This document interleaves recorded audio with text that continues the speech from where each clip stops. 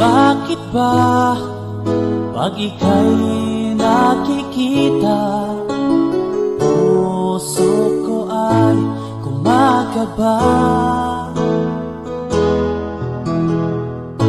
Pag nasilayan ko ang iyong ganda, puso ko ay nagbabalisa. Pag ika'y katabi, ako'y di mapakali. Walang ibang iniisip kundi ikaw lagi.